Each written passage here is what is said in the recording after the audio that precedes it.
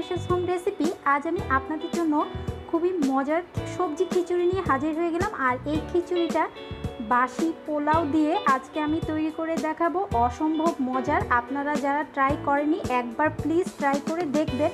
আমার রেসিপিটা আপনাদের কাছে খুবই ভালো লাগবে। এই সবজি খিচুড়ি আপনারা খালি খেতে পারেন অথবা যে কোনো ভর্তার সাথে খেতে পারেন।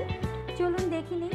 অনেক সময় ভাত বা পোলাও রান্না করলে কিন্তু ভাত বা পোলাও বেঁচে যায়। আজকে আমি বেঁচে যাওয়া পোলাও দিয়ে খিচুড়ি রান্না করব। এখানে আধা কেজির মতো রান্না করা পোলাও আছে। আর আধা কেজি রান্না করা পোলাওর জন্য আমি 3 কাপ ডাল নিয়েছি। এখানে 1 কাপ আছে খেসারির ডাল, 1 কাপ মুগের ডাল, মুগ ডালটা আমি হালকা একটু ভেজে নিয়েছি, আর 1 কাপ আছে মসুরের ডাল।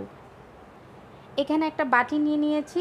প্রথমে আমি খেসারির ডাল, মসুর ডাল আর মুগের ডাল 3 রকমের ডাল দিয়ে আজকে আমি খিচুড়ি রান্নবো। সব পদের ডাল আমি দিয়ে দিব। তারপর পানি দিয়ে 15 থেকে 20 মিনিটের মতো আমি ডালগুলো ভিজিয়ে রাখবো। এখানে আমি কিছু সবজি নিয়েছি।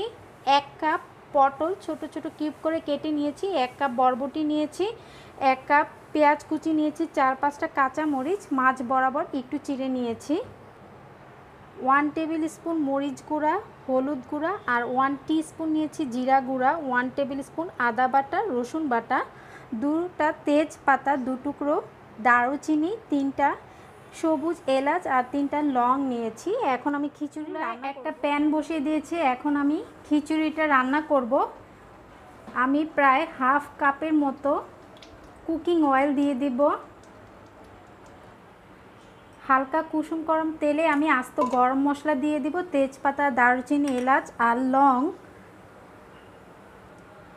এখন 1 কাপ পেঁয়াজ কুচি দিয়ে দিব। পেঁয়াজগুলো আমি হালকা বাদামি করে মিডিয়াম আঁচে ভেজে নিব। পেঁয়াজ ভাজা শেষ। পেঁয়াজ কিন্তু বাদামি রঙের হয়ে এসেছে। এখন আমি 1 টিস্পুন করে আদা আর রসুন বাটা দিয়ে দিব, আর সেই সাথে 1 টেবিল স্পুন করে আমি হলুদ, মরিচ আর জিরা গুঁড়া দিয়ে দিব, আর সামান্য একটু পানি দিয়ে দিব যেন মশলাটা পুড়ে না যায়। তারপর আমি খুব ভালোভাবে মশলাটা কষিয়ে নিব। এই মশলার মধ্যে একটা টমেটো আমি ছোট ছোট করে টুকরো করে কেটে নিয়েছি, যেন এই টমেটোটা মশলার সাথে একদম মিশে যায়। মশলা কষানো শেষ, তেল উপরে ভেসে উঠেছে। এখন আমি সেই 3 কাপ ডাল আমি 20 মিনিট পানিতে ভিজিয়ে রেখেছিলাম। তারপর খুব ভালোভাবে ডালগুলো ধুয়ে পানিটা ঝরিয়ে নিয়েছি। প্রথমে আমি ডালগুলো দিয়ে দিব, তারপর আমি মশলার সাথে ডালগুলো কষিয়ে নিব। এখন আমি ডালের স্বাদ মতো লবণ দিয়ে দিব, দিয়ে তারপর ডাল খুব ভালোভাবে 4 থেকে 5 মিনিটের মতো আমি মশলার সাথে ডালটা একটু কষিয়ে নিব। কষানো শেষ। এখন আমি 3 কাপ ডালের জন্য আমি 6 কাপ পানি নিয়েছি। পানি কিন্তু অবশ্যই গরম করে নিতে হবে। আমি গরম পানি দিয়ে দিব, তারপর একটা ঢাকনা দিয়ে ঢেকে রাখবো। ফিরে আসছি 5 মিনিট পর। ফিরে এলাম 5 মিনিট পর।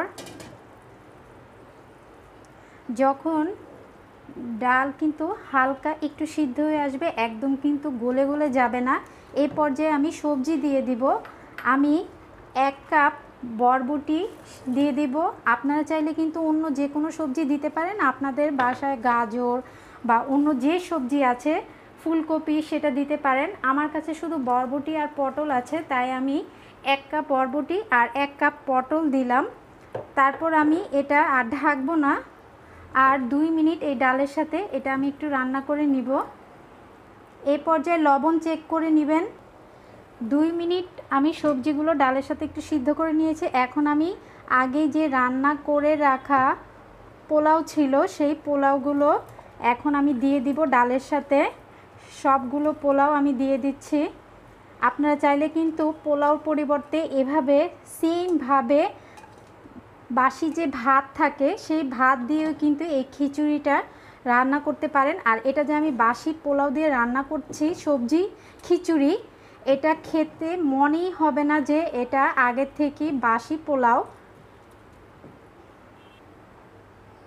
এই পর্যায়ে লবণটা চেক করে নেবেন, আর চুলার আঁচটা কিন্তু লোতে করে এখন আমি একটা ঢাকনা দিয়ে ঢেকে রাখবো 5 মিনিটের জন্য।